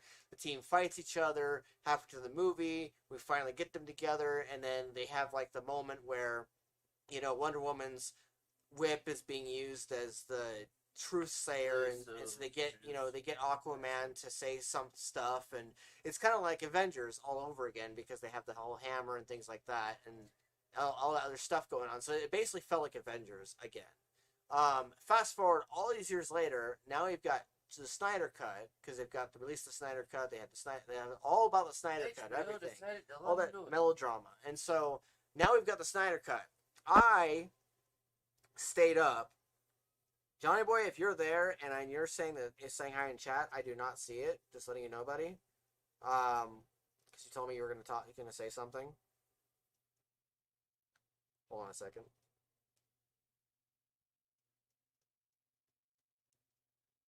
If he pops up, I'll say. Maybe it's just a loading issue. Maybe. I don't know. I mean, you could always just close out, come back in. Now I'm closing out my notifications. I meant YouTube. Just pop out, pop back in. See if it loads up the chat. I'm gonna do that. Closing out. Yeah, the goofy, simple shit I remember out of fucking nowhere for absolutely no reason other than, all right. Hey. So Snyder Cut. So, I stayed up from 2:30 in the morning till 6:30 in the morning. So I spent like 4 hours watching the Snyder Cut. didn't pause it very much. I had to pee a couple times, so I paused it that time. The film is divided by like 8 chapters and an epilogue, and each chapter is like 20-30 minutes, so it could easily be a TV show. Like, it could easily be a TV season, like with like 8 episodes, in which the epilogue is like a bonus chapter. But basically, they spend the entire movie hitting all the main plot points of the original Justice League. And I'm not trying to, elevate one over the other or attack it or say anything bad about one or the other. Justice League works well for those people that want the glamour, they want the one-liners, they want all that stuff. And then there's the other side of things where you have the people who are the Snyder fans who are like, they want the original vision, they want the original cut, they want the original story that Zack Snyder wanted to tell. I walked in wanting a decent movie, right? Like, I wanted it to just be entertained, just be like, okay, let's dive right in, let's appreciate this for what it is. So I went ahead and I turned it on, and I went to go ahead and watch it, and I absolutely fucking enjoyed it. Like, it kicked ass. Like, I wouldn't say I loved it, but at the time I did love it. Like, I was like watching this, and by the time I got to the end, I was like, oh my god, like that was great. Like, and about halfway through the movie, I literally was like, they could easily just make this a TV show. Like, they could easily just turn this into seasons. And then, like, spend, like, part of the season telling us more about Cyborg or telling us more about this other Justice League member. And they could just cycle through different storylines. I mean, in the movie, you run into Lex in the epilogue. You run into Slade. You run into, like, these other characters. You see a peek into the possible future because, they spend a lot of time with flashbacks or with nightmares. And in the original Batman v Superman, Batman has a nightmare in which there's it's a nightmare sequence in which it's in the future, Superman's gone evil, and that sort of thing. They didn't really explain that. But in this one, what they explain it as is that Darkseid has corrupted Superman in this alternate future nightmare sequence and has been killing off heroes and has been quartering people on Earth and turned it into another a planet of just desolation. But that was a cartoon. But the first half of the movie is him Batman trying to recruit people. Is second half of the movie is the fight sequences that are after that. So it's kind of like the original Justice League, but the mother boxes are so much more important. Cyborg gets an entire storyline. Like, he gets a storyline with his father. We explore his loss. We explore his tragedy. We explore the loss that comes with having your mom and you in a car accident, and then he's in the hospital. When I say you, I meaning Cyborg in second person. But he's in the hospital, and he's got, like, half his body has been severed from him. And then his dad is desperate, and so he uses the science that he's been spending so much time on in the lab to basically surgically attach these cybernetic robot parts to his son's body in an attempt to save his life, and uses the mother box to power it. And so, essentially, Cyborg was created by the bots, like the robots. And so, now Cyborg's half human, half robot, and we're exploring, like, the trauma that comes from that. And then we're exploring the trauma that comes from his mom being dead because of the car crash, but because of the fact that the car crash happened because they were on a drive, but dad wasn't there. Cyborg then blames his dad for his mother's death, even though they're not really correlated at all, but that's how Cyborg processes it. And so we spent a lot of the movie cycling through Wonder Woman. Like, every character gets an arc. Like, whether it's Batman and his needing to repay his debt to someone. Oh, there he is. It says, Snyder Cut is a fantastic film and should be watched immediately. The love of the Snyder Cut is now officially real. Darkseid is fleshed out far more, which we loved, and the anti-life equation has made cinematic canon. Yes, it is. It is indeed made cinematic canon. By the way, the person that's commenting in the comments, Cinema Macabre, that's the other horror group that I'm part of. And that right there was JB, the wonderfully amazing Jonathan Lede. So, but... yeah, no, I've just heard all y'all talking about it. I'm like, all right, Dude, I gotta watch it. Then we gotta watch it next Friday. Okay, so what we're gonna be doing is we either will be playing. I'm talking about it right now, but I will talk about it again and again and again. Like so I initially expected, kind of like Kevin, I guess, because he was telling the story about how he watched a pre-screener release version of it. Yeah. But I expected to watch 1 hour of it, pause it, get not necessarily get bored, but like get distracted by something. Phones just constantly got activity going. But everybody talks. Yeah. So I have to literally just be like, phone over here. I'm watching a movie, type of thing. But instead, I plugged in my phone charger, sat back, grabbed my food, started shoving my face, and I was just like going watching the first hour, and I'm like, oh shit, like this is pretty good. I'm not a like I said, I'm not a Snyder hater necessarily, but I'm not a Snyder lover either. I'm more like he makes decent looking movies. And a few shows. Love you too. He says love you guys. So as far as this goes, like I could watch the Snyder cut over and over again and probably not get bored. I say probably because I have no idea. I am going to roll for initiative there. But we'll find out next week. Yeah, but like Justice League though, I would say that I would easily get bored because I'm essentially watching the Avengers again, but in the DC universe. And the really cool thing about this movie, Superman is wearing a black suit. He's wearing a fucking black suit. How many times have we ever seen Superman with a black suit? Never on film. Actually, I think that's kind of where on film. Wait, we might be seeing it as a flashback from Lex Luthor, Captain Luthor, and Superman and Lois. They've. He's never worn a black suit. He wore a blue suit in that one. Oh no! You're not. Okay, you haven't watched episode 3 and 4. That's true. But at the end of episode 2, which was technically episode 1 because it was the whole hour, the episode 1 and 2, the premiere. Yeah. They say Captain Luthor. What they prelude to and show a little bit about. We're jumping a little bit to another show real quick, then I'll go back to Snyder Cut, just so you guys know. It's all gonna come into it. He talks about, I'm not letting this Superman do to my world, do to this world what he did to mine. Okay. That makes me think, from what I've seen from the cartoon movies and reading some of the comics, it's basically the version of Lex Luthor with, he's got people backing him and people he can give powers to. Okay, interesting. To make them like Superman, the whatever kryptonite that. Because the last I saw Captain Luthor on Superman is he's staring at like his computer screen and the voiceover, the lady that talks to him, the robot lady, is like. Oh no! What pops into my head? He's not the Kal-El from the universe, and he's like, not yet, he isn't. And I'm just like going, oh shit, another Luthor ready to kill him. But see, that pops into my head with them showing the what was it? The Unjustice League, or no, not the Unjustice. It was. The one where basically it was the Justice League, except for they decided to, we're taking over the world because you fuckers are trying to kill yourselves as humans. Mm-hmm. Yes, don't go away. Says circling back to Snyder Cut, roger that. We will be right back to that in a minute. Yeah, keep going.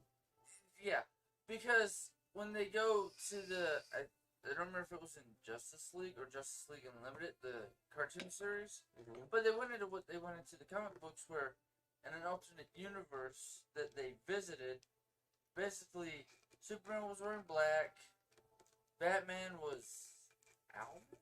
Or some shit. Batman was Owlman? No, it was still Batman. But they were basically supervillain versions of themselves because they were afraid all the normal people, non-metas, were going to try to kill themselves. And I think that's where they're going to try to go with Lois and Clark.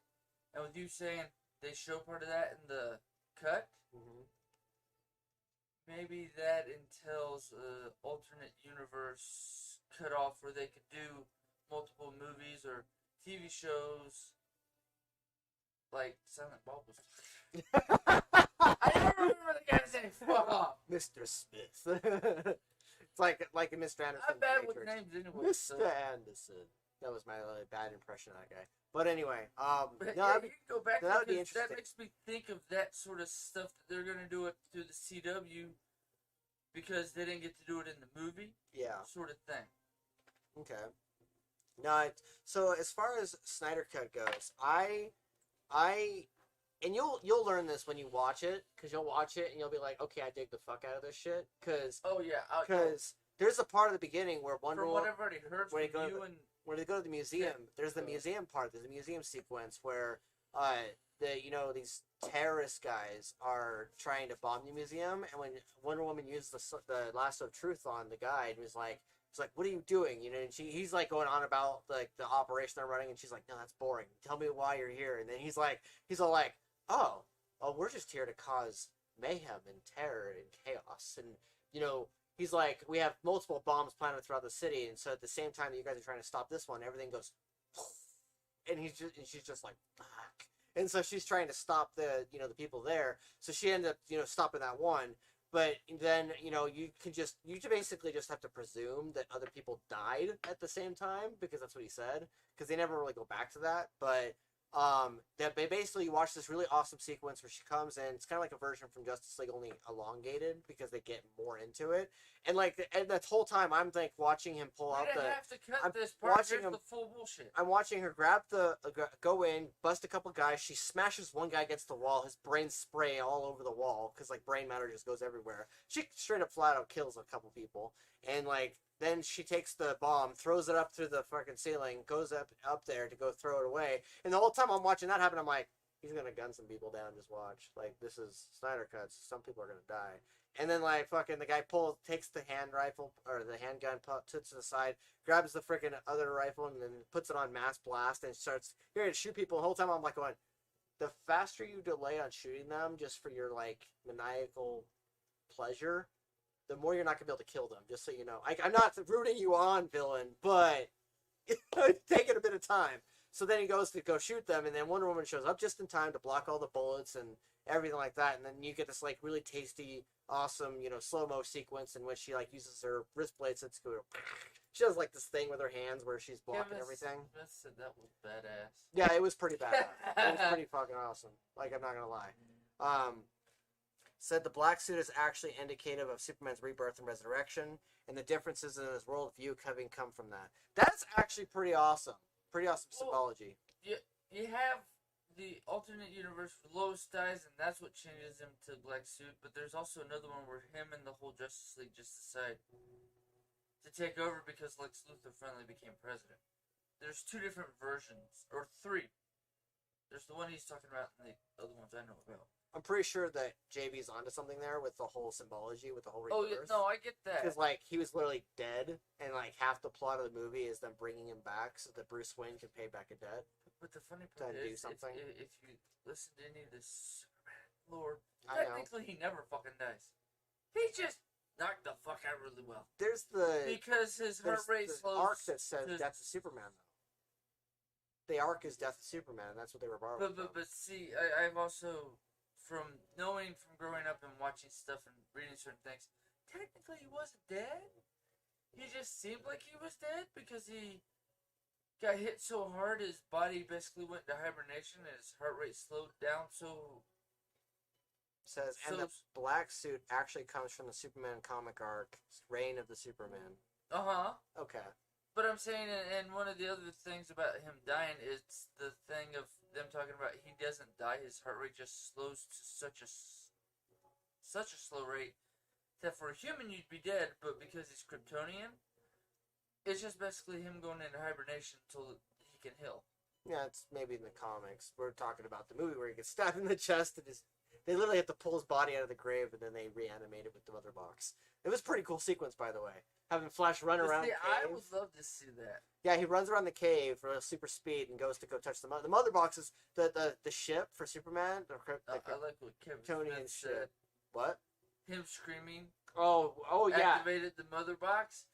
They'd be like, yeah, him having an orgasm. Yeah, that activated all the mother boxes. We're all fucked just because he got a nut off. Yeah. Well, that's essentially what it was saying. The death nut. When Tim talks about the Superman healing, it's definitely legit. So you're on to something. Yeah, there's little random facts I remember from watching stuff and reading some of the comic books back in the 90s. When I was still in high school. I was barely being born in the 90s. 91. Yeah, you're 2 years older than my sister. And she was born in 93. I was 10. So I mean, that's when the comic books, what the stuff they were coming out with in the '90s was badass, and some of the stuff I heard Kevin Smith talk about, and some of the stuff you've repeated, Yeah. basically saying the same thing because you've watched it. It takes me back to those old, the stuff they put on the actual TV, the comics, and some of the adaptations they've made in the movies in the last Dude, if 7 years. If that takes you back to that, with just us talking about it, imagine what you're gonna feel when you watch the Snyder Cut. Oh no, I'm already hyped for it. You're gonna watch this shit, and you're gonna be like, guys, no offense, we're gonna take a pause for this week because I need to watch this. So we can just geek over it next week. But no, we're gonna geek over it next week again. like you're gonna watch it, and you're gonna be like, oh my god, it's my childhood all over again. Like you are, like you're gonna fucking watch this shit because you're gonna watch like Cyborg go through this entire arc in which he goes from hating his father from always being gone at the lab and always missing all of his games and stuff because there's literally a sequence where he's playing on the football field and he looks back because after his team wins the championship, he looks back at the seats and sees his dad missing. So he's cheering on his mom, but then he sees his dad missing, and then suddenly all the excitement just dies out of his face. He just goes, and he just like realizes he's not there. Yeah, that was and like the, you have like this, and have like the sequence where it feeds into that whole loathing that he has for his father at the very beginning, where he just cannot stand being around his father. That was in the cut version too, at least part of it. Yeah. That was part of the original, yeah, but they go way more into it. Like there is. Well, yeah, no. See, y'all are talking about, and I'm seeing the original in my head. And I'm like, okay.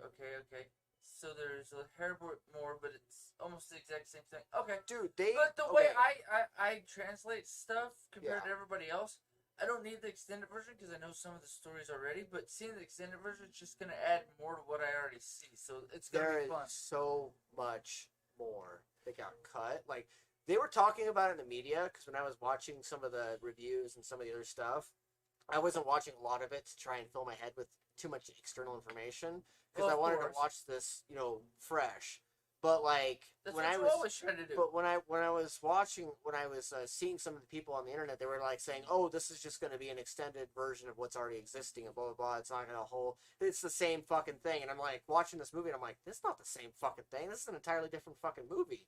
Like, the way they did it and everything, there was so much out of the original story that they cut from Cyborg's character in this movie. And that's where we blame WB over HBO. HBO said, no, we want the whole thing, Jackass, because that's what you really wanted to do. So, if you've never read the comic series Injustice, Gods Among Us, I highly recommend it. It talks about what would happen if Superman experienced an event so traumatic and soul-shattering it destroys his faith in humanity completely. Which is what they went into in Man of Steel, and then they went in. It was like a slow evolving thing. They go over that also in some of the. It was in Man of Steel, then it was in Batman v Superman, and then it was in this whole other movie that Holy crap! Hold on, guys. You can still hear us. There we go. The camera decided to go. Bleh. The camera went. Bleh. But yeah, no, it was basically Man of Steel started the story.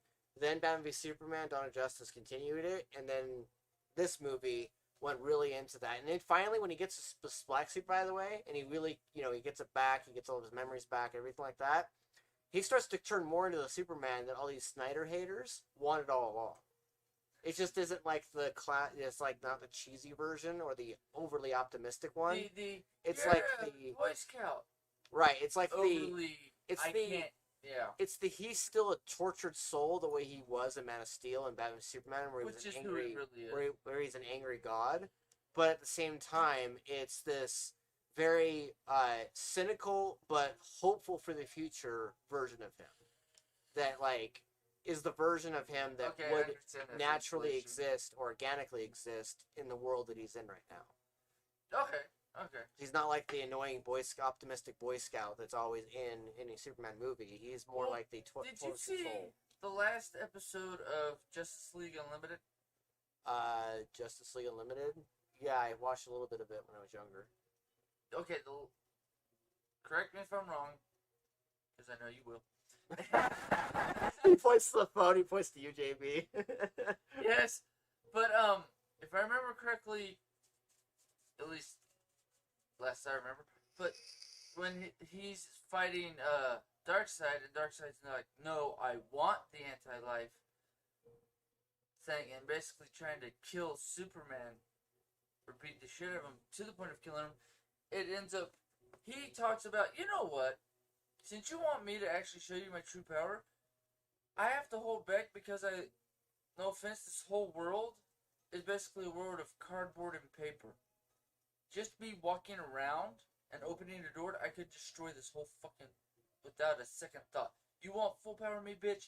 You go and get it. And he goes off. Takes him to the brink of death, but because earlier, I think it was earlier in that episode or one or two episodes before, I can't remember the character's name, but they took Lex Luthor to the origin of the universe or whatever, where it's got all the faces that they always show in the comic books and whatnot. He learns the anti-life equation. Okay. Because he's such high-level genius that they've classified him as. Because I think the guy was from the future. Well, you're a da-da-da level Brainiac genius. or just Clark? Lex. Oh, Lex, okay. Lex being that much of a genius, because in Justice League Unlimited, Lex merged with Brainiac. Okay. And then that power got taken away from Lex. So he's been trying to get back to that power ever since that point. I think it was like season 2? I don't remember what, but after that happened, he's been trying to get back to that point. Yeah. But he got to where all knowledge is held for everything, learns the anti-life equation, then he shows up right before Superman's about to end Darkseid and says, no, I got this. I'll show you the anti-life equation. And what it looks like is he uses the anti-life equation to take himself and Darkseid out of existence. Yeah. Or at least that's what I remember. Might be slight differences on viewpoints and whatnot, but I think I got it down mostly. You tell me, JB. Says the anti-life equation was a transcendental mathematical formula originally said to allow those who knew it to dominate the will of any sentient race. This is the ultimate goal of Darkseid. Mm-hmm. And Lex Luthor learns it before he does and uses it to kill Darkseid. From what I remember from what they did in the cartoon series. Okay. Justice League Unlimited. That'd be interesting as if they made like a part of Justice League and they actually had Lex online and show you the episodes. Wouldn't that be such a flip if they took Lex becoming a good guy? Not good guy, but like anti-hero. Where like he's not necessarily a villain or a hero. He's more or less an uneasy ally because the fact they need him to help defeat Darkseid. Lex has always been, no offense to you, Superman, if you're so powerful and you can do so much, fix the fucking world. Or shut up. Let somebody like me who can do it. But no matter what Lex does, because part of it is him being entangled in the nefarious and supervillain sort of, part of the world of the DC universe, Superman is always stopping him. But Lex is only pissed at Superman because he's not going to his full potential. He's not actually doing anything. And Lex is pissed because they're celebrating him as Superman, saving everybody, when Lex is actually the one through science and through his genius trying to fix the world through human means. Yeah. Not just using superpowers to defeat all bad guys. He's trying to do it the proper way, so that way you don't need bad guys anymore. Yeah. That's kind of like I talk about, screw the whole, my money's worth more than your money. No, let's just make all the money the exact same. Yeah. Screw this, my religion is better than your religion. Let's just simplify it, and why don't we just all get on the same page instead of it righty versus lefty, Republican, Democrat. Right. Democracy versus, brain fart, North Korea, Russia, that sort of stuff. Right. So he Change says, the mentality. He also says could be possible with the Lex Luthor angle depending on the comic story arc. The reason why I bring that up, by the way, is because of the fact that I'm not invalidating what you were just talking about. No, I get that. But basically, that's why I like doing this. Yeah, like basically in the epilogue of this movie, I'm not gonna spoil anything, but they go into this entire like sequence where Batman is essentially having a nightmare again from the future, and that's where we run into Joker, and that's where we run into a few of the other characters in the future, and like it's this it's this version of the future that could exist. And the reason why I'm going into like the Lex thing is because during one of the last sequences, we learn about where Lex is, where his whereabouts are, and we learn that he's talking to Slade, and he tells Slade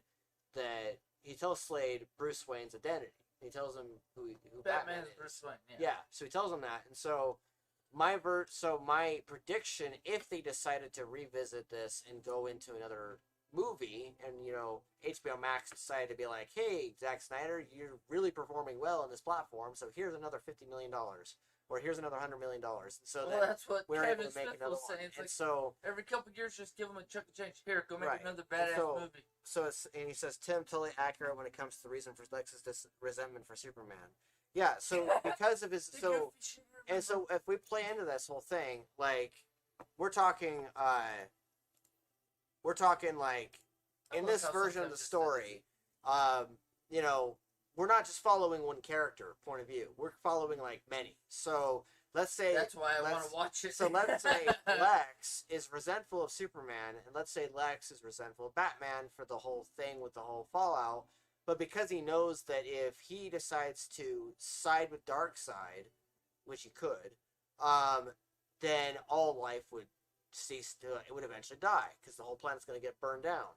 And unless Lex decides to put himself in that hole, he probably is going to realize he's smarter to go the opposite way. So he has this uneasy alliance with with Superman, Batman, and everybody else, and he starts to learn about the anti-life matter equation. He learns more about why it's important, and then he learns about the powers behind it, and then he withholds information from Batman. But then he tells Batman of how important it truly is, and then they have like this thing where Batman is trying to search towards the target. Lex is strategically withholding information to hold the cherry away from him, because that's just how this Lex version is. And then we watch as like this version of the future that you had to dream about happens, just not in the same way it plays out before that we saw already. Okay. That's what I'm thinking is going to probably happen if they have a Justice League 2. But see, I like the His view is that humans don't need Superman and should rely more on proprietary tech created by the human race, or more specifically him, LOL. Yeah, because he's the genius. He knows how to make it. Yeah. Just give me a week. I'll fucking make Which something is badass. part of what feeds into what I was just talking about with the... But also, what you were talking about with Lex siding with Darkseid, creating an alliance. If I remember correctly, in one scenario, about him having alliance. He did side with Darkseid. Oh, he did. But because of how genius he is and how he sees how if Darkseid actually gets control of everything, he'll just wreck the whole fucking goddamn universe and try to destroy everything in general and recreate it in his image, which is basically hell. Yeah. He allies with him to actually try to take over his world and take him down by basically using Darkseid's technology, because it's so much further evolved, or to 2 or 3 steps ahead of ours. Yeah. I think maybe even 10 steps, because it's Darkseid's part of the new god, blah blah, one world with the old gods, and then it's separated, and I don't remember the whole arc, but do you know what I'm talking about? You know, in Injustice, the game, technically Superman does turn good.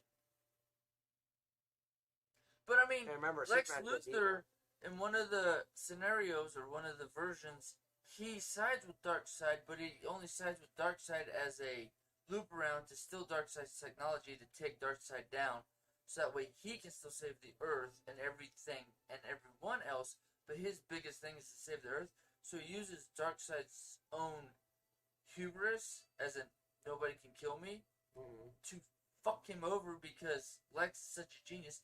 He uses Darkseid's technology and the stuff on his planet to fuck him over. I mean, he doesn't fully get it. He almost does, but because everybody on Darkseid's planet is so loyal to him, because he is their god, that he basically gets thrown back to Earth or killed. I don't remember which. Or possibly both. I personally think that it would be really cool to see Lex kind of go neutral on this whole thing and be an uneasy ally to Batman and Superman, and then be a double crosser See, and be an ally to the I dark would think side he and play would both only sides. Be the I'm gonna team up with you assholes for one reason, to save the Earth, and then after that, fuck y'all, I'm gonna try to take you assholes out because y'all piss me off. But see, he's never had an issue, honestly, with Batman. Because Batman's exactly like him. Yeah. Just a multimillionaire. The only difference between Batman and... Oh shit, my battery's running low. So at the end of the Injustice Comics story arc, Batman has to ultimately banish Superman to the Phantom Zone forever because his ideals have been irrevocably changed because of what happened to him. Yeah, that's true. I remember that. Alright, well, we're going to end this here shortly. My battery's getting low on my laptop. Are you not able to charge it? Dude, it's almost 3 o'clock in the morning. Oh, shit. I need to start bouncing anyways. We've been going for a while. Yeah, we kind of started a little late, so. Yeah. Yeah, so are we ending it then? We will talk more about this next week. Yeah, so we're gonna do a part 2 of Zack Snyder's Snyder Cut next week, and I'm gonna read a chapter. Of course, I'm gonna start the stream with another chapter read, and then we'll go more into Snyder Cut. But basically, we're gonna do Snyder Cut next week. I'm gonna probably watch Lois and Superman, or Superman and Lois, and we're gonna do more talk. Episodes to catch up on. Yep, I do. It's easy. It's like an hour and a half, 2 hours. But yeah. So tune in next time, guys. Tune in next time, JB, and we will see you guys next time. Same bat time, same bat channel. I'm TPAW. I'm Karnage. And that has been CrazyP's podcast. Woo! Episode 14. See y'all later. All right. Talk soon. Cinema Cop says, Tim watch Snyder Cut immediately. He will. Trust me.